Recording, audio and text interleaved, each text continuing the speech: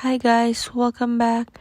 In today's video, I'm going to show you how to choose your preferred line or grid on your notes on iPhone. So first, if you go to notes and you tap on the pen, it's a blank page. But if you want to add lines or grid, you just go to settings and tap on notes, and then you can just scroll down to find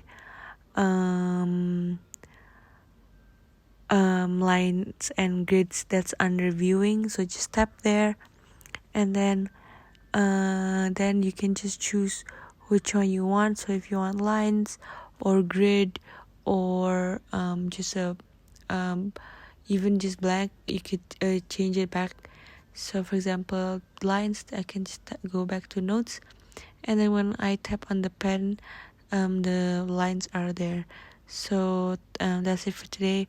I hope this video is useful, and thank you for watching.